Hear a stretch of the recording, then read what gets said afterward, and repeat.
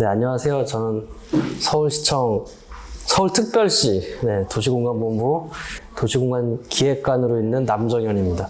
네, 여러분 오늘 좀 만나 뵙게 돼서 너무 반갑습니다. 오늘 여기 건국대학교 미래교육원에서 저에게 이렇게 귀중한 시간을 내주게끔 기회를 주신 김진수 교수님 그리고 수업 들으시는 학생 선생님들께 감사의 말씀을 드립니다. 과정은 제가 정비사업 위주의 과정으로 제가 들었는데요. 제가 전에는 이제 그쪽 업무를 계속 했었는데 지금은 도시관광본부가 예전에 저희가 쉽게 얘기하면 도시계획국 쪽의 업무여서 아무래도 저희 지금 있는 조직에서의 일에 대해서 설명을 드리면 아마 정비 사업이 됐든 개발 사업이 됐든 서울시의 도시계획이라는 게 이런 체계에서 이렇게 구성이 돼 있다라는 걸 이해하시면 그 체계에 대해서 저희가 정비 사업을 하는 기본계획, 도시 및 주거환경 정비 기본계획도 이 계획 안에서 움직이게 돼 있기 때문에 훨씬 더 큰 틀에서 이해하실 수 있고 다른 분들과 말씀하실 때도 상당한 도움이 될 거라고 생각합니다. 그래서 오늘은 서울시의 도시공간 전략에 대해서 제가 설명을 드리겠습니다. 오늘 설명드릴 목차는 서울에 관한 소개, 그 다음에 도시를 어떻게 관리하고 있는지, 국토기본법, 도시 및 주거환경 정비법이 어떻게 구성되어 있는지에 대해서 설명을 드리고요. 그 중에서 이제 서울시에 관련된 오세훈 지사님 취임하시고 나서 저희가 했던 사업들 중에 일부 사업들에 대한 설명으로 2040 서울도시기본계획, 그 다음에 선왕권 대개조, 그 다음에 서울 녹지 생태도심 재창조 전략에 대해서 설명을 드리겠습니다. 서울은 다 아시는 바와 같이 대한민국의 수도입니다. 1394년부터 수도의 역할을 하고 있고요. 1000만 인구가 이제 줄었죠. 그래서 1000만 인구가 줄어서 약 지금 한 960만 정도의 인구가 되어 있고, 면적은 605제곱킬로미터인데 사실 산과 강을 빼면 저희가 생각하는 면적이 한 300제곱킬로미터 정도밖에 안 되기 때문에 도쿄나 뉴욕 같은 도시랑 비교를 하면 인구 밀도가 한 2배에서 많게는 4배 정도로 올라갑니다. 왜냐면 뉴욕은 다 평지고요. 도쿄도 다 평지입니다. 도쿄 가보시거나 뉴욕 가보시면 아시겠지만 바닷가에 있기 때문에 지금 도쿄 같은 건 간척 사업도 지금 계속 많이 일어나고 있어서 도쿄 면적이 지금 증가하고 있거든요. 그럼에도 불구하고 대한민국 경제, 사회, 문화 정치의 중심지고 저희가 인접해 있는 도쿄, 베이징, 홍콩, 싱가포르를 넘어서서 세계 도시와 겨루는 우리의 메가시티죠. 그래서 서울이 오 시장님 들어오셔서 일본의 모리재단에서 하는 도시 경쟁력 순위에서 작년에 취임하실 때 7인가 8이셨 작년에 6위 했습니다. 그래서 계속 서울의 경쟁력, 국제 경력 강화를 위해서 저희도 열심히 노력하고 있다는 말씀 드리고 싶습니다. 다 아시는 바와 같이 서울은 아까 말씀드렸듯이 이제 수도로서 역할을 했었고, 우리가 내사산, 외사산, 그 다음에 중심으로, 그 다음 한강을 중심으로 배산 임수의 천혜의 조건을 가지고 있습니다. 북촌은 아시는 바와 같이 저희가 북촌은 한옥 문화로 지정을 해서 지금 보호하고 개발하고 있고요. 서촌도 역시 경북구 서쪽도 지금 한옥과 이런 것들로 인해서 개발이 되고 있고 또 제한되고 있습니다. 남촌은 아시는 바와 같이 일제시대 때 있었던 그 회원동 일대를 말씀드리는 겁니다. 행정구역을 보시면 지금 많이 바뀌었습니다. 한성부에서 시작을 해서 경성부가 됐고, 그 이후에 앞으로 일제시대 때 구라는 제도가 신설된 이후에 계속 구가 됐고, 경성부에서 서울시로, 또 경기도에서 서울특별시로 되면서 행정구역이 계속 확장이 됐습니다. 그래서 지금의 행정구역이 나타난 건 77년, 79년 정도에 이 정도의 행정구역이 확정이 됐고, 그 이후에 95년도에 분구가 되면서 25개 구청으로 되었습니다. 그 당시 개발되는 당시로 보시면 70년대, 80년대에 택지 개발했던 지역들, 고덕, 개포, 가락 시형아파트, 성산 시형아파트, 상계동, 그런 지역들이 그 당시에 70년대, 80년대 시점 잠실, 반포는 그 전이니까요. 그 시점으로 보면 사실 도심은 4대문 안각, 한강 이북 지역이었는데 개발이 되면서 됐고, 시형아파트가 지어진 땅들이 사실 그 당시에는 서울에서는 굉장히 외곽 지역에서 주택 문제를 해결하기 위해서 지었는데, 지금은 이제 아주 대규모의 최고의 지금 주택단지들이 다 변모했죠. 재건축을 하면서. 그만큼 서울이 확장이 됐고, 그거에 연계해서 서울과 연접되어 있는, 우리가 연담하라고 얘기하는 지역들, 판교, 분당, 그 다음에 신도시, 5기 신도시들, 가천 같이 다른 지역들도 같이 돼 있어서 사실은 서울과 수도권의 개발은 같이 봐야 될 것 같습니다. 아까 말씀 기본계획이라는 걸 아마 들어보셨을 거라고 생각되는데요. 기본계획이 66년도에 제1차 도시기본계획 국토 발전 계획을 계기로 하면서 기본 계획이 세워지기 시작했고요. 62년도에 아마 국토이용법인가요? 국토법이 아마 제정이 되면서 62년대 국토법이랑 62년대 도시계획법, 그 다음에 건축법이 제정이 되면서 이제 도시 기본계획을 만들기 시작했고요. 그 기본계획 하에서 교통에 대한 부분들, 그 다음에 도심, 많이 들어보신 도심, 부도심, 광역중심, 이런 용어들이 이제 기본계획을 통해서 어떻게 서울을 발전시킬 것이냐, 어디를 중심으로 할 것이냐는 계획들을 이제 합니다. 그래서 2030 서울 플랜은 박원희 선생님 계실 때 재직 중에 이제 3도심, 7광역중심, 12지역 중심으로 계획이 됐었고, 그 계획이 계속 이제 4년, 5년마다 제정이 되면서 20 계속 계획이 됐습니다. 그래서 지금은 2040까지 기본계획 개정이 됐고요. 그건 좀 이따가 뒤에서 설명을 드리겠습니다. 서울시 고령 비율이 16.3%라는데 아마 제가 듣기로는 올해 5월이면 이제 초고령 사회로 서울이 진입하는 걸로 할 만큼 지금 고령 인구가 굉장히 가파르게 증가하고 있고, 인구는 줄고 있고, 사회적 비용들은 지금 증가하고 있습니다. 1인 가구는 저희가 2000년대 초반, 2000년대 10년대 통계청 자료로 봤을 때보다 굉장히 빠른 속도로 지금 증가하고 있어서 아마 21년도 쪽으로 36.8%면 현재 시점에서 거의 40%에 가깝게 되고 있고, 거기에 따른 부동산 시장, 상품 시장들도 계속 변화가 되고 있습니다. 인구 재고, 주택 재고랑 이제 1인당 주거 면적을 보면 그래도 증가 추세이다라고 하는데, 주택수의 자가보급률을 보면 저희가 대한민국 전체로 봤을 때는 100%가 좀 넘고 서울이 90% 초반? 95%, 94% 정도 얘기를 하거든요. 주택보급률 자체를. 근데 다른 나라들, 94.9%네요. 20년 기준으로 보면. 서울은 이제 대한민국은 103.6%. 근데 다른 도시들, 뭐 도쿄나 뉴욕, 뭐 다른 도시들도 보면 보통은 105에서 한 110% 정도의 주택보급률을 사실은 하고 있는 게 현실입니다. 그리고 공공주택 비율은 제가 계속 증가를 하고 있습니다.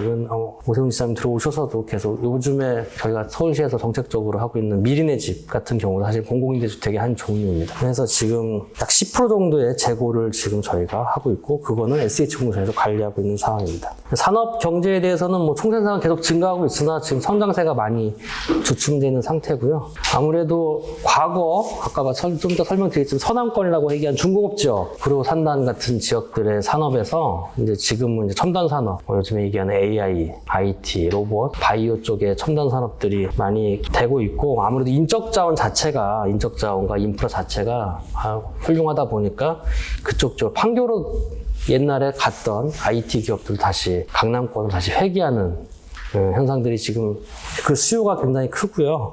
해외에서의 헤드쿼터 기업들도 지금 다 서울 지역에 많이 모여 있는 상황입니다. 그것을 이제 좋게 보는 분들도 있고 나쁘게 보는 분들도 있는 것도 현실인데, 직접화와 경쟁력 차원에서 봤을 때는 좀 입장이 바뀌어야 되지 않을까라는 생각을 조심스럽게 하고 있습니다. 서울의 미래는 아무래도 행정 경계를 이미 넘어갔습니다. 통행과 통근 시간, 그러니까 서울이 생활이 자는 곳이 아니어도 생활의 기본 지역들이 서울인 분들이 워낙 많아서 좀 GTX, 3기 신도시로 되는 지역들, 교통망을 통해서 주택 공급, 외곽 지역 공급을 통해서 계속 되고 있고, 여기서 얘기한 생활 인구가 지금 저희가 한 2,300만 명 정도로 보지 않나, 수도권 인구의 상당 부분이 서울에서 경제활동을 하고 있다라고 지금 보고 있습니다. 그 다음에 아까 말씀드린 것처럼 이제 서울이 다시 세계 5대 도시들과 경쟁을 하고, 대한민국이 4만 불 시대, 그 4만 불이 뭐 숫자가 의미하다면 주거의 환경, 시민의 행복, 국가의 발전을 위해서, 경제 발전과 복지를 위해서는 아무래도 서울이 세계적인 도시들과의 국가들, 그 세계적인 대학들과의 경쟁에서 뒤처지면 안 된다라는 굉장히 긴박한 긴장감을 오세훈 시장님이 가지고 계시고요. 그래서 계속 요즘에 AI라든가 첨단 산업에서의 발전을 위해서 양재 AI 특화지구, 수소 로봇지구 등 해외 기업을 유치하고 우리 인프라를 통한 연구시설들이 직접 될 수 있도록 도시계획적으로도 그런 부분들 지원에 대한 고민들을 많이 하고 있습니다. 이게 4차 혁명이라고 했던 게 이제 반도체 AI로 넘어가고 로봇으로 넘어가고 양자로 넘어가는 상황에서는 여러분들이 잘 아시는 바와 같이 엔비디아가 됐든 애플이 됐든 구글이 됐든 테슬라가 됐든 한 기업이 선도적 기술을 독점하는 세상이 이제 독점 기업이 나타날 수밖에 없는 구조로 지금 다 경제 구조가 우리가 얘기하는 첨단 구조, 첨단 산업들이 가고 있기 때문에 거기에 걸맞는 우리 기업들, 그 다음에 우리가 얘기하는 유니콘 기업들이 많이 성장할 수 있도록 서울시에서도 각별하게 재정적, 그 다음에 도시계획적 지원들, 대학교에 대한 지원들도 지금 열심히 하고 있습니다. UAM이 한 몇 년 전에 한창 얘기들이 많이 나왔고, 그래서 도시계획을 하면서 새로운 건물들을 지을 때마다 UAM의 거점들을 어떻게 할 것인가, 그것들에 대한 포트를 어떻게 할 것인가에 대한 것들도 요즘 많이 화두가 돼 있고, 예전에는 우리가 얘기하는 유니버셜 디자인이라는 얘기를 많이 들어보셨을 거예요. 유니버셜 디자인. 장애가 없는 건축물에 대한 얘기들이 많았는데 지금은 이제 로봇에 대한 배리어 프리가 있는 건물들을 어떻게 할 것이냐에 대한 고민들을 지금 계속 많이 하고 있습니다. 우리가 저희 압축 성장이라고 얘기하는데요. 80년대 이후, 70년대 이후 막 서울이 성장을 하면서 그 당시에 놓였던 기반 시설들이 이제 우리가 맨날 뉴스에서 보는 트럼프가 이제 맨날 말씀하시잖아요. 해외에 나가면 좋은 공항과 좋은 인프라들이 있는데 왜 미국은 늙어가고 있느냐 라는 얘기를 하는데 서울의 인프라도 지금 이제 노후화가 되고 있죠. 주택들도 이제 30년 이상 주택들도 많고 기반 시설들도 지금 이제 노후화가 되고 있어서 일례를 들면 김포공항이 공항이었다가 김포국제공항이 되고 인천국제공항이 가서 이제 역할이 바뀌는 것처럼 저희가 그래서 그 인프라의 사업, 도시 기반 시설에 대한 노후화에 대한 대응들도 적극적으로 하고 있습니다. 기후위기는 뭐 말씀 안 드려도 이런 일이 벌어지고 있고요. 재난에 대한 부분들도 있습니다.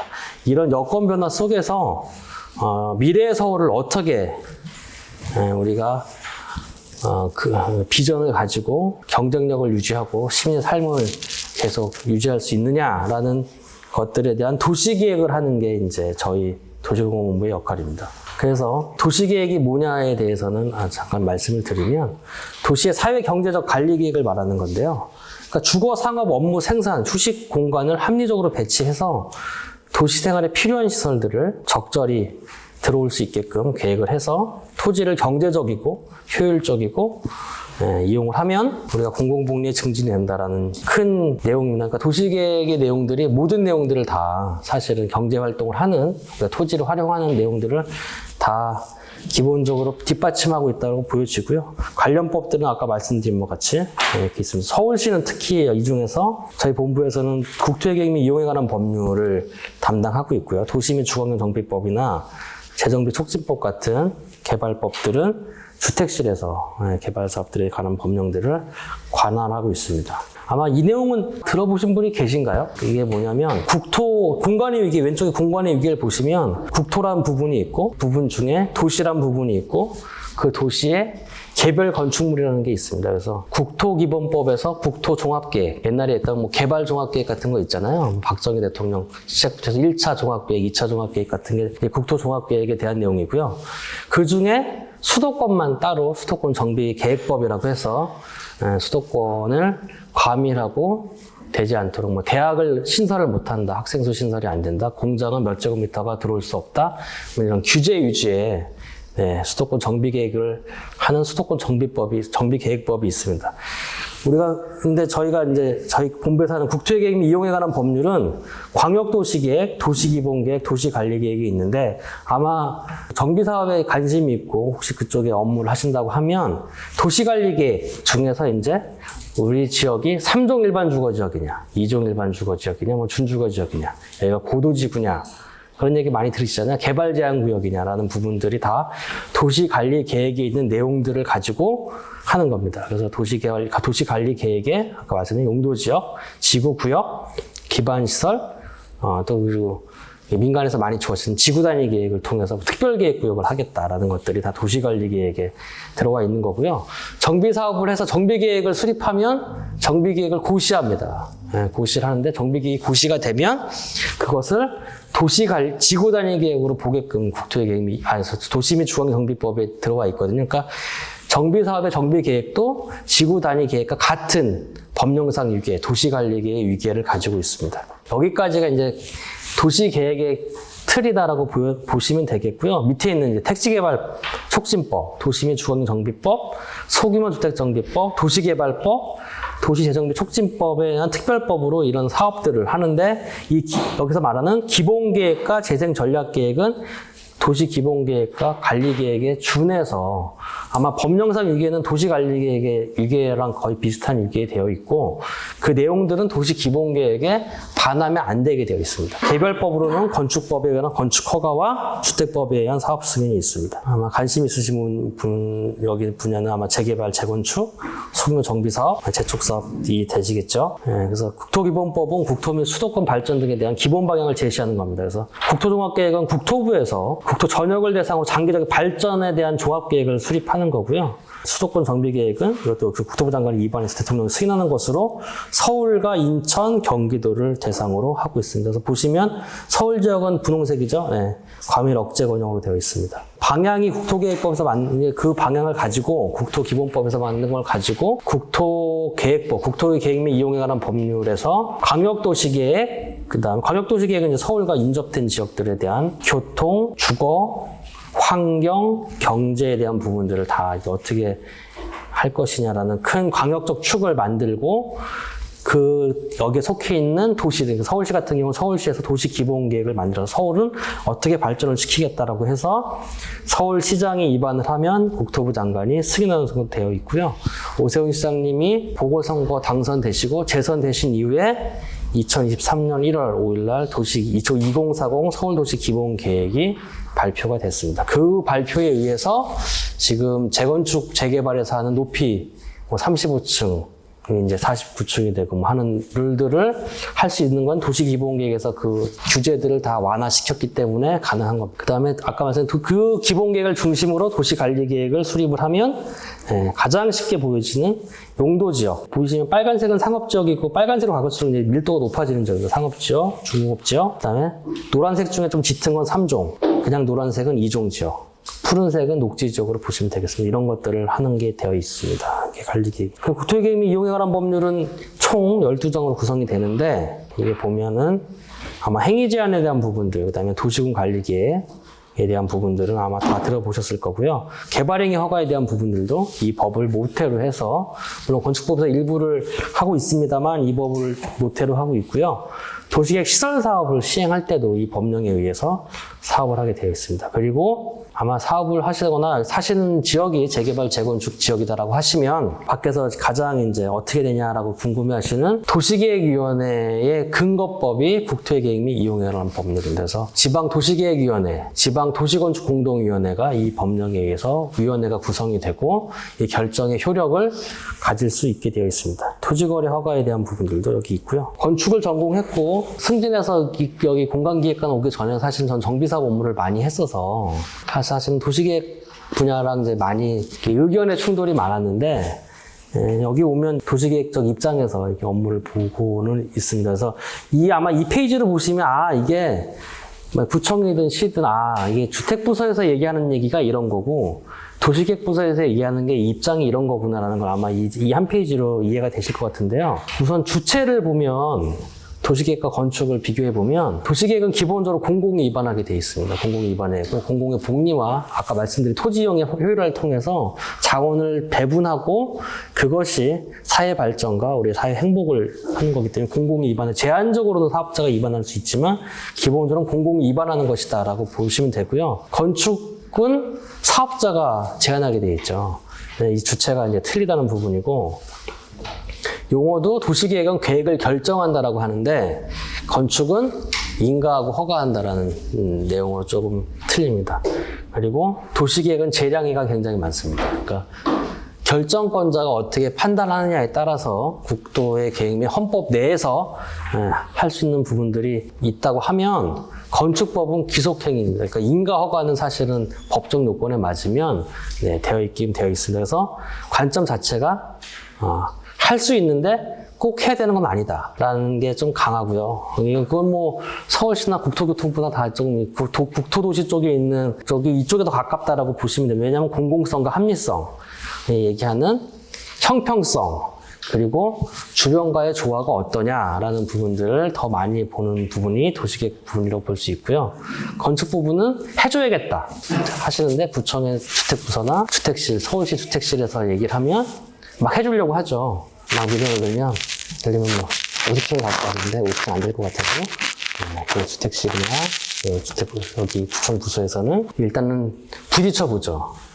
도시계획 부서와 부딪혀 봐서 어떻게 하면 할 수 있을까, 어떻게 하면 하는 부분들을 합니다. 그래서 약간의 입장의 차이가 조금 있다. 그러니까 이 건물을 보고 도시를 보는 관점 자체가 조금은 틀리다라는 부분이 있어서 아마 왜 도시계획은 좀 부정적이고 건축은 약간 긍정적이다 라는 부분이 있는데, 그 스케일도 보시면 이제 스케일 자체가 워낙 차이가 크기 때문에 대형 부분도 있는데, 이 도시계획 자체가 이제 오세훈 시장님 들어오셔서 많은 규제 완화를 하고 있고, 평면적, 그러니까 사무실에서 보는 이렇게 그림으로의 도시계획이 아니라, 이게 이제 아무것도 없는 시대, 70년대, 80년대 시대의 도시계획은 기반시설이 중심이 돼야 되거든요. 도로도 없고 상하수도도 없는 상황에서의 도시계획과 서울처럼 이미 다 개발이 돼서 기존 건축물이 있는 도시에서의 재생을 어떻게 할 거냐의 관점은 많이 틀립니다. 그래서 지금 서울시도 도시계획의 마인드가 굉장히 많이 바뀌었으면서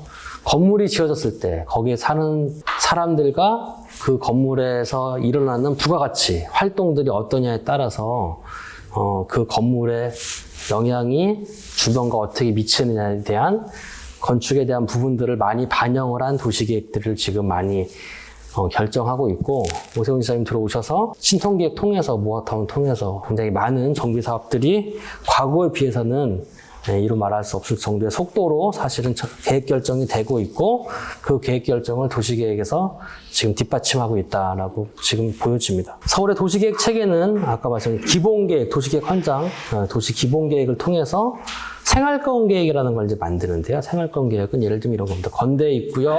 생활권 계획을 만들면 건국대학교가 있고, 저 앞편에 광진문화회관이 있고, 저쪽에 양꼬치 를 하는 먹거리 시장이 있고, 그 앞쪽에 뭐가 있다. 그리고 여기 앞에 스타시티라는 주거 지역이 있다라고 하면, 이 사람들이 연령대가 어떻고 인구가 어떤데, 이 지역의 인구 구조가 어떻고, 소비 구조가 어떻고, 소득 구조가 어떻고, 교육 수준이 어떻다고 하면, 이 지역에 필요한 시설은 예를 들면 그냥 쉽게 얘기하면 어린이집보다는 경로당에 맞는 게 좋겠어. 아니면 여기 학교가 필요하겠어 하고 어린이들이 크는 데 있어서 어떤 시설들을 여기다 더 집중적으로 해주는 게 맞느냐.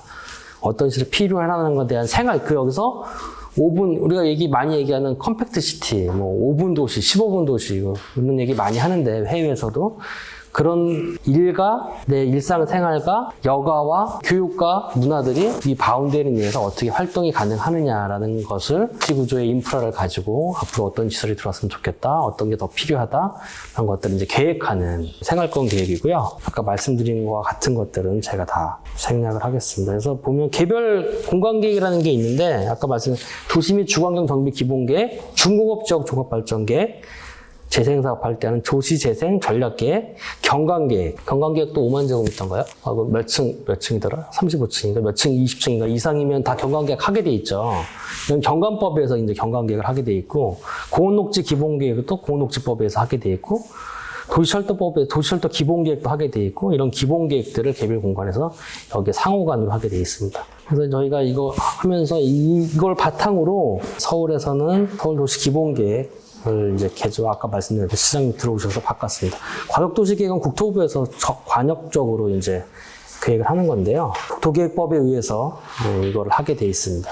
2,600만 수도권 전체를 어떻게 할 것이냐라는 걸 가지고 아까 말씀드린 인구, 산업, 교통, 문화, 환경, 녹지, 여가를 어떻게 할 것이냐라고 아까 보시면 서울 중심은 광역, 오른쪽은 환경, 위쪽과 남북, 경기도 남북은 이제 성장관리 지역으로 돼서 그 계획들을 하고 있고, 이 계획의 토대로 GTX든 모든 다른 계획들도 다 참고적으로 같이 가게끔 되어 있습니다. 경제 규모는 저희가 수도권만 보면 네덜란드 정도의 수준으로 되어 있습니다. 그래서 하나의 생활권에 가깝기 때문에 사실 수도권은 여기 사진에 나오시는 분들이죠. 세 분이 22년도부터 수도권 광역교통, GTX, 광역노선버스를 어떻게 신설할 것이냐, 그다음에 이제 쓰레기 매립지 문제 등등 다 이해관계가 있는 부분들에 대한 원활한 협의와 합의를 통해서 진행하기 위해서 지금 계속 3자 협의체를 하고 있습니다. 그래서 좋은 결과가 나올 거라고 기대를 하고 있고요. 다만 지자체 간에 다 입장 차가 있기 때문에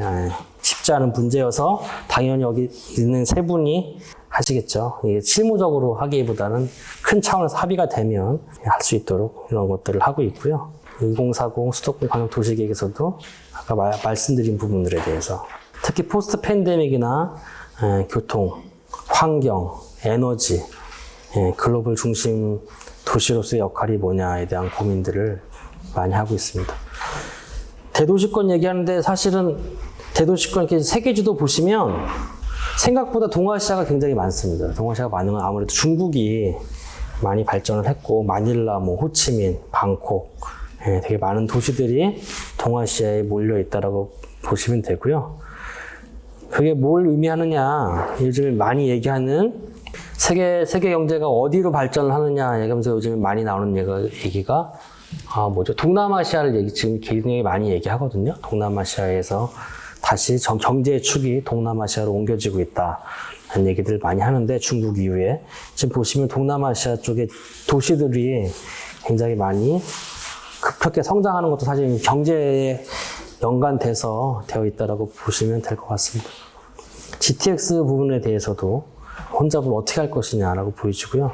GTX가 개통이 되면 생활 인구가 사실은 서울에 더 많이 집중될 가능성도 배제할 수는 없을 것 같습니다.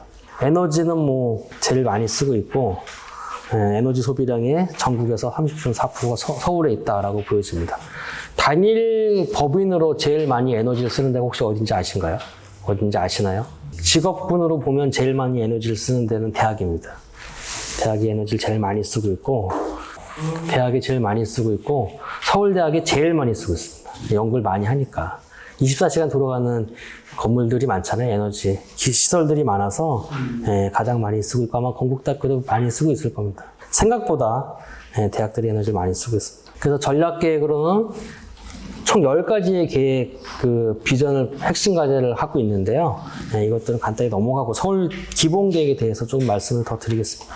보시면 가평 같은 경우는 이렇게 녹지축을 중심으로 되어 있고 이게 연천에서 이쪽으로는 이제 발전축이 점점 커지고 있고 보이시죠? 이걸 진작에 봤으면 밑에 가서 땅을 샀어야 되는데 나는 좀 아쉬움은 있습니다. 그래서 이게 이제 빽빽하게 점점점 촘촘하게 발전되고 있고 계획되고 있다. 그래서 아마 도로 체계나 지금 철도망을 보시면 이게 어느 쪽으로 발전이 되고 있냐를 보기에 제일 좋은 게 아마 도로입니다.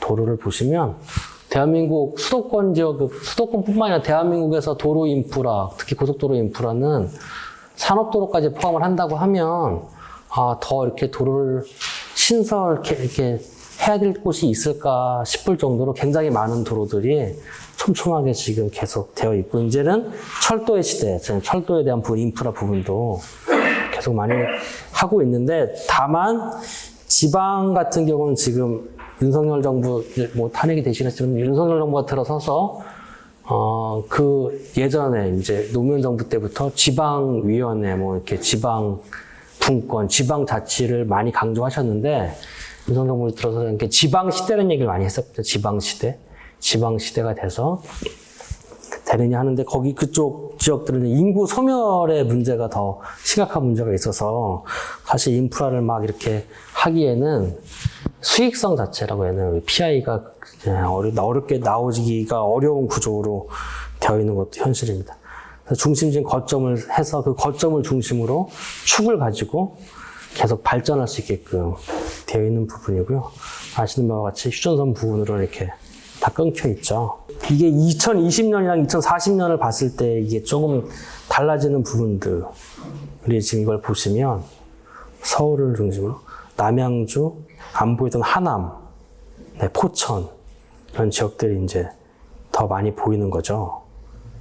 용인 이 축을 중심으로 지금 가고 있다고 하면 이걸 중심으로 다시 큰 거대 거점 도시들, 우리가 얘기하는 도시들이 계속 되고 있다. 그러니까 말씀드린 것 점점 더 거점 도시와 도시, 그다음 지역 도시와 도시들이 점점 촘촘해지는 걸 보실 수 있습니다. 교통조도 마찬가지로 2020년과 2040년을 비교해 보면 더 촘촘해지고 있죠. 그래서 뭐 GTX ABC 뿐만 아니라 공항철도가 이제 인천에서 바로 인천으로 가는 것들도 지금 뭐 계속 검토되고 있고, 예.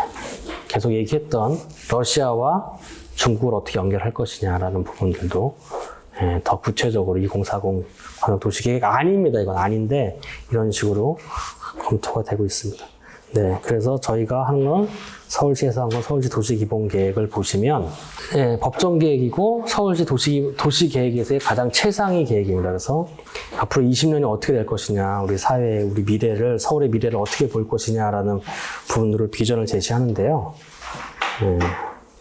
이게 목표는 서울 시민의 삶의 질을 향상시키고 서울의 도시 경쟁력을 제고하겠다는 겁니다. 그래서 살기 좋은 나의 도시, 나의 서울, 세계 속의 모두의 서울이 이제 모토가 되겠고요. 글로벌 스탠다드 세계 도시의 리더로 나아가자라는 게 이제 2040 기본계획의 큰 그림입니다. 그래서 그거를 이제 이루기 위해서 7대 목표, 그 다음에 거기에 대한 부분적 전략 계획들을 세웠습니다. 보시면 7대 목표가 보행 일상권 계획이라는 게 아까 말씀드린 15분 도시, 컴팩트 시티를 통해서 할 수 있는 수변 중심 공간, 한강에 대한 부분, 그 다음에 서울에 촘촘하게 되어 있는 천들, 뭐 중랑천, 불광천, 그리고 양지천, 안양천 뭐 많이 있잖아요. 그런 천들을 어떻게 우리가 재편을 해서 그 천을 중심으로 어떻게 할 것이냐. 그 다음에 기반시설을 어떻게 더 입체화해서 땅을 효율적으로 쓸 것이냐. 그 다음에 중심지라고 하는 지역들의 기능을 어떻게 더 보강해 줄 것이냐. 그 다음에 미래교통, 아까 얘기했던 UAM이 됐든, 뭐 GTX가 됐든, 다른 교통의 인프라, 자율주행차가 됐든, 이런 것들을 어떻게 이제 인프라를 담아줄 것이냐. 그 다음에 탄소 중립과 안전도시. 를 어떻게 할 것이냐라는 부분들에 대해서 도시계획을 대전환하겠다는 게 이제 기본계획의 목표고요. 그거의 전략들은 주택가, 경제산업, 기후환경, 안전방제, 교통물류, 사회문화 다 들어가 있죠.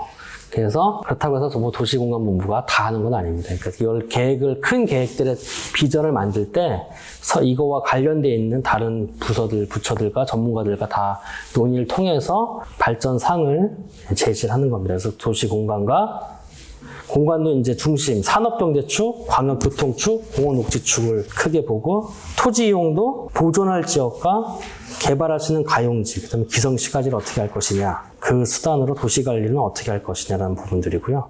권역별로는 이제 5개 권역으로 나눠서 보고 있습니다. 보행일상권은 아까 말씀드린 것 같이 이 한 지역에서 할 수 있게끔 하는 건데요. 그냥 말로 하면 되게 쉬운데, 그 행정동 한 2개 정도를 가지고 이제 보는 거거든요. 인구 한 3만 명 정도의 역세권을 가지고 보는 건데, 이렇게 이미 서울은 사실 보행 일상권에 가까운 도시예요. 이렇게 서울만큼 인프라가 잘 되어 있는 컴팩트 시티가 사실은 저는 별로 없는 것 같습니다. 사실은 뭐 미국 얘기하면 뉴욕, 시카고, LA 뭐 있을까요? 이 정도 규모의, 이 정도 인프라로 되어 있는 도시가 없을 것 같거든요. 그러니까 외국으로 나가면 홍콩, 유럽도 마찬가지. 뭐 파리, 런던, 바르셀로나 이거 너무 작으니까 도시가 몇 개 없어요. 그러니까 서울은 이미 900m 간격으로 지하철역이 되어 있는 지역들이 많고, 버스 노선이 촘촘하게 깔려 있고, 도로망이 되어 있습니다. 물론 인구가 많고 도로가 많아서 교통이 유발하는 문제들도 있지만 그렇게 돼 있고, 인터넷이든 5G의 인프라로 깔려있는 것들도 서울은 거의 뭐 100% 가까울 정도로 되어 있고, 양질의 일자리도 상당히 많은 편이고, 지역 상점들이 되어 있죠. 미국에서 얘기하는 조닝은 사실은 주거지역이다라고 하면 정말 주거밖에 없습니다. 집밖에 없는데, 그래서 미국 사람들이 차를 타고 10분, 20분 가서 몰에 가서 쇼핑을 하고 우유를 사오고 물을 사와서 이제 하는 구조로 되어 있다면, 저희는 뭐 일종 지역이다, 주거 지역이다 하더라도 근린생활 시설이 들어올 수 있게끔 되어 있기 때문에 바로 앞에 편의점이 있고 바로 앞에 슈퍼가 있고 이게 다 되어 있죠. 그래서 조금 미국의 조닝과 우리나라의 용도 지역은 좀 틀리긴 한데,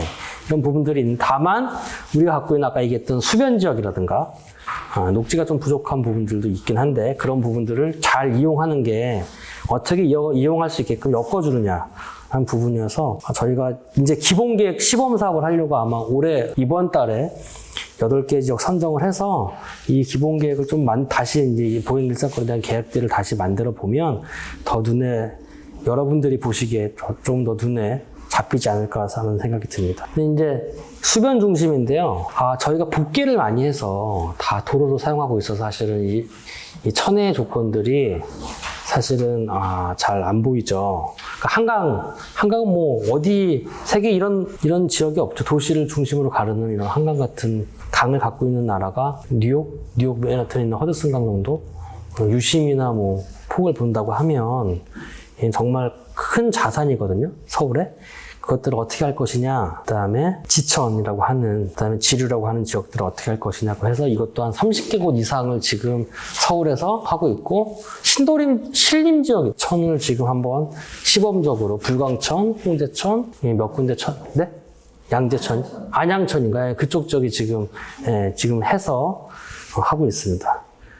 근데 서울은 워낙 커서 예를 들면 안양천에 뭘 했다라고 하면 저쪽에 녹번천 노원에 사시는 분은 뭔지를 잘 모르죠. 그만큼 도시 자체가 구구 자체가 그 웬만한 국가의 도시보다 더 커요. 인구도 더 크고 경제 규모도 더 크고 해서 다 연결돼 있기 때문에 그 곳곳에 우리 자원들을 어떻게 할 것이냐라는 거는 이제 물순환국이라고 하는 서울시의 다른 국에서 이 사업들을 열심히 하고 있습니다. 한강은 미단강 공부에서 지금 열심히 하고 있고 하고 있습니다. 그래서 한강 같은 경우는 한강으로 진입을 어떻게 할 것이냐, 얼마나 더 접근성을 좋게 하느냐가 사실은 이용하기에 제일 좋은 부분인데 예전에 이제 도로를 중심으로 이제 이렇게 되어 있고 한강에 항상 범람했던 천이기 때문에 이게 수방을 중심으로 하다 보니까 아무래도 주거 지역에서 한강으로 접근하기가 좀 불편하게 되어 있죠. 토끼구를 지나가야 되고 지나가면 또 다시 지나서 한강까지 가는 거리가 멀은데 거꾸로 얘기하면 그렇게 넓은 뭐라고 그래야 되죠? 한강 변, 강의 변을 갖고 있는 이 강들이 없거든요, 사실은. 아마 가보셨겠지만 다른 도시를 우리가 유럽 가서 도나우강을 가든가 세네강을 가든가 템즈강을 가면 강과 그 주변에 폭이 없어요. 다 개발이 돼서. 네, 이렇게 좋은 한강들을 개발하려고 서울시에서 지금 정말 열심히 하고 있습니다. 보행중심 복합공간은 이건 지하화인데요. 그러니까 지하화를 해서 그러니까 철도 지하화를 해서 그 지상부를 개발을 하고 단절돼 있는 그 지역들을 해주겠다라는 걸로 지금 국토부에서 올해 2월 달에 1차적으로 우선으로 대전, 부산, 또 하나가 어디더라? 대전에 있는 대전역 조차장, 부산역은 부산역 옆에 데크, 이제 3군데를 하겠다고, 우선으로 하겠다고. 그러니까 철도를 지하화하는 게 아니라 그러니까 작년에 서울시가 발표한, 착공을 한 서울 북부역세권, 그러니까 서울역 북부 쪽에 있는 지역을 이제 하나가 이제 개발하는 걸 착공을 했거든요. 그런 것들을 하겠다고 발표를 했고, 이건 이제 이 철도를 지하화해서 지상부는 공원으로 하던가 아니면 복합개발을 통해서 하겠다는 건데 아직 어디까지 어떤 단계로 사업을 할 건지는 아직 결정은 되지 않았고요. 아마 올해 12월까지는 근데 지금 정권이 바뀌는 시기가 돼서 아마 선거가 끝나고 새로운 정부가 들어서면 새로운 정부의 정책 방향에 맞춰서 아마 국토부가 사업지를 하지 않을까 해서 여기 말고도 경인선 부분, 인천 부분, 부천 부분, 그 다음에 안양시 부분이랑 몇 개의 시도가 지금 다 제안을 한 상태입니다. 서울시는 이렇게 제안했고 이 사업은 만약에 선정이 되고 계획이 만들어지면 종합계획을 하고 기본 설계를 하고 실시 설계를 하고 착공을 하고 그 중에도 이 열차들이 계속 다녀야 되거든요. 해서 굉장히 복잡한 사업이고 계획이 굉장히 촘촘하지만 또 오래 걸릴 수밖에 없는 사업입니다. 이런 것들을 통해서 가용자원을 만들겠다라는 거고요.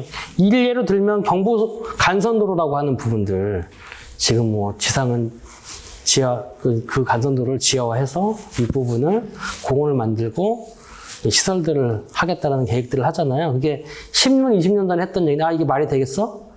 했는데 이제 하려고 기본 계획을 막 이제 만들고 있고 동부간선도로 지하화 부분도 20년 전에 동부간선도를 지하화해서 대심도 터널을 하면 밑에다가 물이 많이 왔을 때 물을 수용할 수 있는, 잠깐 배수할 수, 가둘 수 있는 것도 만들고 도로도 만들자고 했는데, 이제 실제로 이제 사업을 하려고 하는 기관들이 있습니다. 이것도 언젠가는 지금부터 계획을 하고 기본 계획을 하면 언젠가는 되지 않을까라고 생각합니다.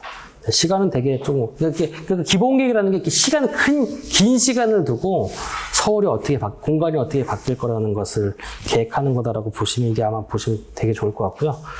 아마 이 정비 사업하면서 가장 이제 있었던, 아까 말씀드린 높이 규제 완화하는 거, 용적률 기준을 완화하는 거, 개발 방식을 어떻게 할 것이냐는 부분들에 대한 가이드라인도 이 기본 계획에서 이렇게 지금 만들어 놨습니다.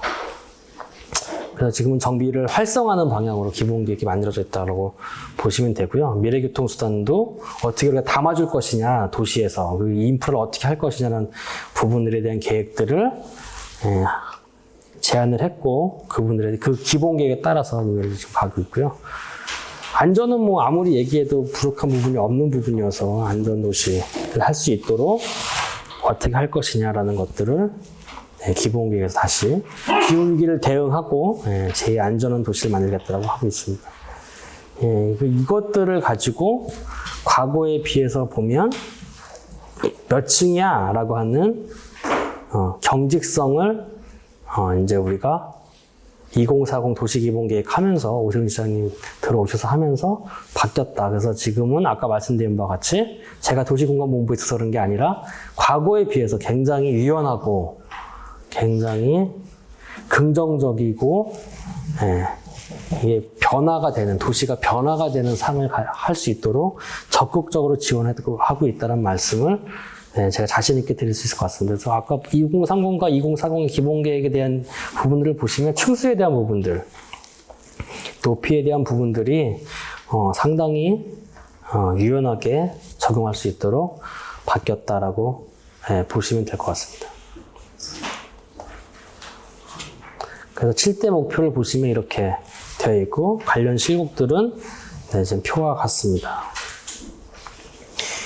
이게 하면 이제 고밀 개발을 얘기하고, 뭐 이제 요즘에 뭐 도심 복합 개발 얘기하고, 도시 공간 재구조화 얘기하면 뭐 도시 혁신 구역, 그다음에 복합 개발 구역, 도시계획 시설 입체 복합 개발 그런 얘기 들어보셨죠? 그것도 서울시에서 이제 비욘드 조닝 얘기하면서 국토부에 제안했던 거, 그게 이제 일부 받아들여진 건데요. 근데 그런 고밀 개발들, 뭐 역세권 활성화 사업, 역세권 안심주택 사업, 이런 사업들도 다 역세권 중심, 아니면 도심, 광역 중심을 중심으로 이렇게 이 개발이 될 수 있도록 되어 있는데, 보시면 3도심 7광역 12지역 중심이 지하철 노선이 가장 중복이 되고, 도로망이나 인프라의 핵심으로 가는 지역들이 이렇게 되어 있습니다. 그래서 지금 오피스 시장 하면 제일 비싼 데가 서울 도심이죠. 서울 도심이고, 강남 도심이 비싸고, 그 다음에 이제 단가, 제곱미터당 임대료는 여의도 도심이 세 번째인데, 공실로 따지면 제가 알기로 있기로는 강남은 공실률 거의 제로에 가까울 정도로 지금 잘 돼 있고, 서울 도심이 약간 떨어지고 있고, 공실률이 약간 생기고 있고, 여의도는 조금 더 있는 걸로 알고 있는데, 강남 도심이 지금 공실률이 없어지는 이유가 이 해외 지사들이나 우리가 얘기하는 그 새로운 기업들이 수요가 아무래도 강남 지역의 주변들이 고학력의 고소득자가 선호하는 주거지의 배후에 있다 보니 강남 지역이 되어 있습니다. 그래서 강남 지역이 비싸니 성수로 올라오는 거고, 도시가 지하철이 이렇게 GTX-B인가요? 저기 연천까지, 양주까지 올라간다고 하면 청량리와 왕신리를 지나서 가게 되니 되어 있고, 그래서 이제 이렇게 가는 거죠. 그러니까 이쪽 축을 중심으로 밑에까지, 강남에서 밑에까지 판교로 넘어가는 이 축이 새로운 오피스 시장의 타겟이 되는 핫플레이스가 되는 게 지금 보니, 제가 그때 몰라, 지금 보니까 옛날에 성수 처음에 그 트라마제하고 그 밑에 팔았잖아요. 하나 갤러리 앞으로 생기고 그 도심 지역들을. 그리고 이제 아크로가 들어왔고, 지금 또 뭐 하고 있나요? 아크로가 들어왔고, 부영에서 이제 하고 있고, 그 옆에 보면 삼표죠? 삼표 레미콘 부지. 그 다음에 그쪽에 이제 현대 아이파크에서 얼마 전에 이제 아파트 지었잖아요. 이제 그런 것들이 이제 그런 사람들은 자산운용사를 하고 개발 사업을 하는 사람들의 눈에는 아까 제가 말씀드린 지하철 노선을 이렇게 다 이렇게 보시면 이 지하철 노선이 여기서 그러니까 왕십역이 5개 지나가고 5개 노선이 지나고 삼성이 5개, 7개의 노선이 지나가는 선을 따라서 그거 너무 비싸다고 하면 거기에 맞춰서 이제 물이 낙수 효과가 있는 것처럼 이렇게 내려가면서 이렇게 개발이 되는 것들을 말씀을 하시더라고요. 저도 이제 계속 다른 사람들 얘기들도 듣고 공부도 하다 보면 이렇게 가는 거구나. 이 선이 어디 선까지가 우리가 얘기하는 프라임 오피스, 트로피 에셋이라고 하는 것들이 어디까지 가는구나 라는 걸 이제 보는 거죠. 그러니까 도심과 광역 중심과 12지역 중심 정도가 되면 주거도 중요하지만 그 배후의 주거가 공급되는 것도 중요하지만 이 산업의 인프라가 되는 부분들이 어떻게 가느냐 라는 부분들도 이걸 보죠. 가산대림 같은 경우도 중공업 지역이 개발이 되면서 천지개벽을 했잖아요. 주상복합 건물 같은 그 지식산업센터 같은 건물들이 들어서면서 저는 여기 이 동네는 자주는 가지 않습니다만 보면 과거 10년, 20년에 비하면 완전 바뀌었죠. 근데 거기가 왜 그렇게 개발이 되느냐라는 게 이 축으로 봤을 때에 대한 부분이거든요. 그래서 이 부분을 이해하시면 이게 전반적으로 산업의 돈의 흐름이 이 산업, 부동산 산업의 흐름이 도시개발의 흐름이 이런 식으로 가는구나라는 것들을 보기에 되게 좋은 꼭 공부를 해야 될 부분이라고 보여줘요. 여기서 보시면 수서 분정도 나오는데 수서도 KTX역이 들어오면서 그쵸? 그 주변에 역세권, 수서역 역세권, 수서역 그 수서역 지역에 대한 복합개발, 그 윗부분의 수서역에 대한 부분들, 그 다음에 수서개발, 수서가 택지지구잖아요. 택지개발 지구에 지구단위기 수립되면서 이쪽 지역들이 어떻게 개발을 유도하려고 하는구나, 라는 부분들이 이제 보이는 거죠. 그게 이제 더 위로 가면 동부간선도로가 지하화된다, 안 된다 하면서 이 같은 라인으로 지금 내려가고 있거든요. 이쪽으로 이렇게. 성수에서부터 수서까지도 같이 내려가는 지역들이 되는 겁니다. 그래서 도시기본계획 권역별 계획은 아까 말씀드린 것 같이 이렇게 5대 권역생활권으로 봐서 되어 있습니다. 참고하시고요. 그 중에 이제 서남권, 저희가 발표했던 건데요. 서남권 대개조 계획에 대해서 보시면, 근대화 산업의 중심지였죠. 구로공단으로 대표되는 지역이었습니다. 쇠퇴되다 보니, 그리고 산업구조가 제조업에서 서울이 지식첨단 산업으로 가다 보니까, 이게 이제, 그 지역의 경제가, 쇠퇴하고 퇴락하는 게 점점 하고 있는데, 소외되고 있고, 낙후되고 있는데, 계속 중공업 지역을 규제하고 있고, 재생 중심의 사업을 하다 보니, 도시정비의 기회도, 이제 잊혀져가고 있다는 게 이제 한계점입니다. 그래서 그 부분들을 이제 저희가 건축물 노후화, 휴식 공간 부족, 문화시설이 없다. 그 다음에 집값이 상대적으로 다른 지역보다 싸다라는 부분들을 가지고 어떻게 할 것이냐라고 해서 첫 번째로 이제 서울 대개주의 첫 번째 프로젝트 동남권이라는 걸 얘기했는데 그거는 산업을 혁신시키고 주거 공간을 개선해서 개조를 하는데 거기다가 이제 녹색의 매력들을 덮겠다는 게 이제 계획입니다. 그래서 특히 서남권으로 딱 보시면 중공업 지역에 대표적으로 보여지는 거고 그 전에는 산업과 주거가 이렇게 분리되어 있는 왜냐하면 산업이라는 게 제조업 기반의 경공업이 됐든 준공업이 됐든 간에 산업이었던 부분들이 막 나가다 보니까 이제 거기에 막 지금 산업에 맞게끔 주거와 산업과 SOC 시설이 복합적으로 개발이 되면 그 여유 공간들에 녹지를 넣겠다라는 게 이제 기본적인 개념이고요. 그래서 저희가 계속 이제 도시및 주거정비법은 주거지역에서의 정비 사업을 얘기하니까 사실은 주거지역은 뭐 다 아시겠지만 3종 지역은 300, 2종 지역은 250, 준주거 지역은 600%인가요? 국계법 시행령에서 되어 있는데 중공업 지역은 국토개발 및 이용의 법률은 400%인데 공동주택에 관한 내용은 없습니다. 그리고 도시 및 주거정비법이 주거지역을 대상으로 하다 보니까 중공업 지역에서의 용적률 체계를 가져오질 못했어요. 그래서 그 전까지는 중공업 지역이니 공업적 기능이 있어야 된다. 그래서 주거를 하더라도 저희가 250%까지만 서울시에서 허용을 했는데 이번에 이거 하면서 400%까지 하는 걸로 아마 얼마 전에 조례가 개정이 됐죠. 네, 그래서 이제 400%까지 할 수 있도록 계획이 됐고요.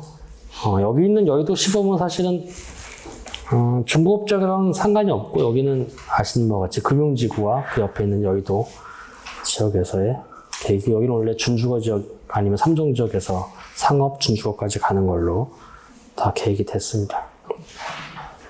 그린웨이를 연결하겠다는 거, 아까 말씀하신 안양천과 여기는 목동이네요.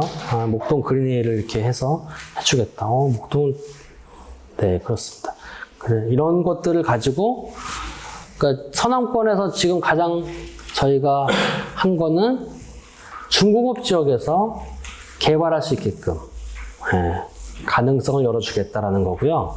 이거랑 별개로 도시공업 기본법이라는 게 있어요. 도시공업 기본법이라는 게. 그게 아마 이제 낙후된 지역들에서 이 중공업 지역과 공업 지역을 개발할 수 있게끔 만드는 법이 있고, 그리고 그거에 따라서 도시공업 기본법에 따른 또 도시공업 기본계획이라는 걸 만들게 돼 있습니다. 그걸 지금 서울시가 연구하고 있고, 그것도 이제 중공업 계획과 비슷한 수준에서 개발하고 할 수 있도록. 예를 들면 뭐 중공업 쪽에 공장 부지들 많잖아요. 공장 부지들을 어떻게 할 거냐 우리가 거기다 계속 예를 들면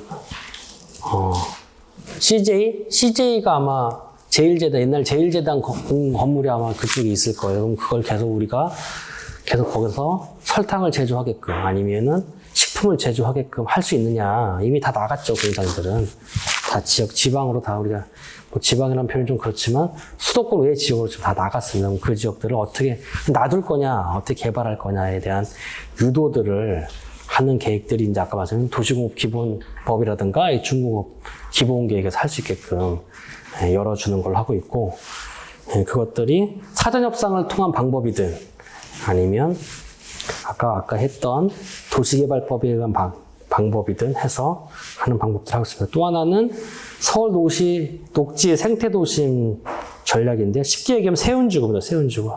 오세훈 시장님 취임하시고 그 세운상가 옥상에서 말씀하셨죠. 네, 그래서 뭐 그걸 이제 어떻게 할 것이냐라는 걸 가지고 과거 오세훈 시장님이 2006년도 취임하셔서 11년도에 나가셨나요? 그때 시장으로 재임하실 때 했던 이게 이제 녹지축.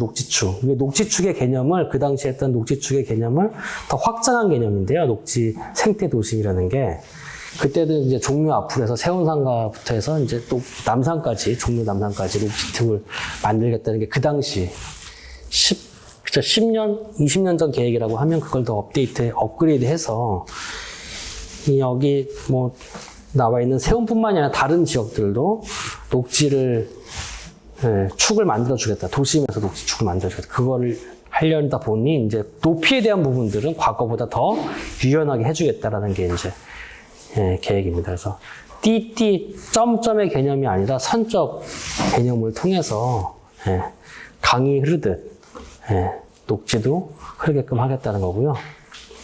여기 있는 거는 그때 도쿄 미드타운 요즘에 많이 얘기하는 록봉기고 그렇고 뭐 아부자다인가요? 아부자다이브인가?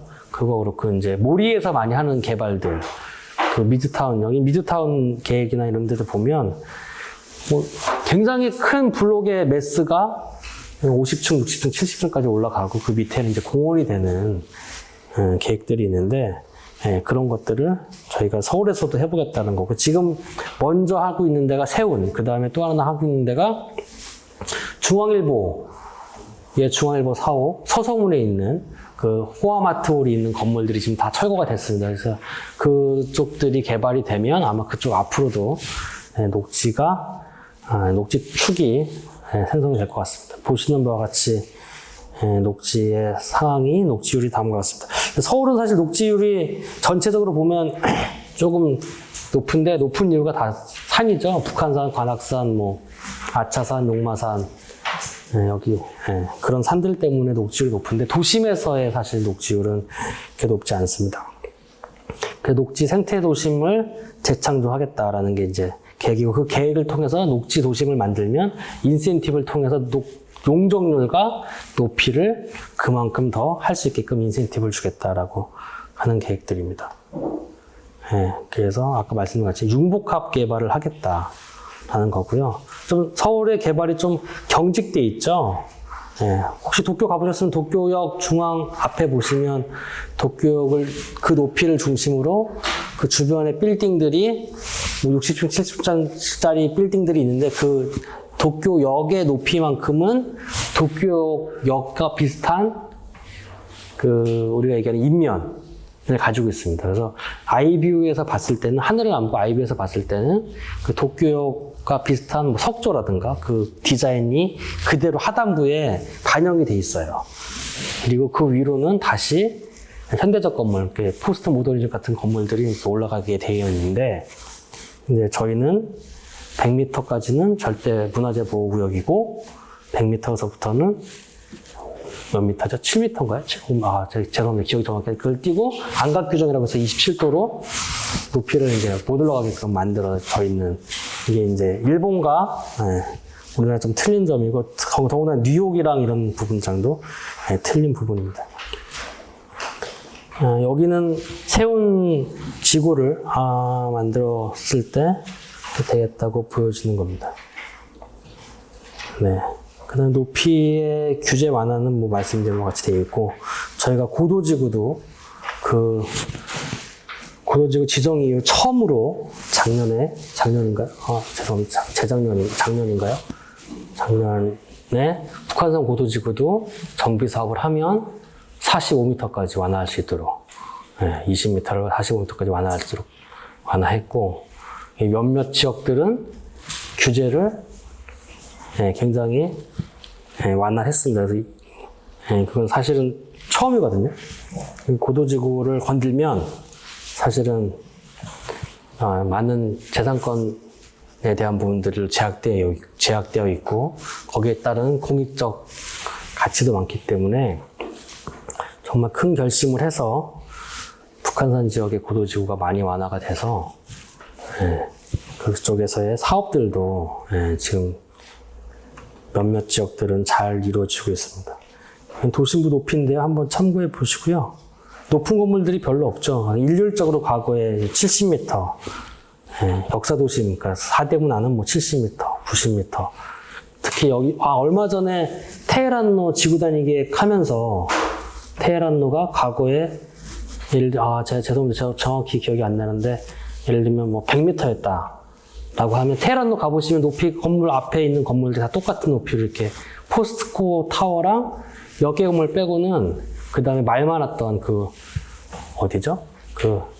해외에서 팔아먹고 간 론스타가 했던 건물 몇 개의 건물들 빼고는 사실 높이가 다 같아요.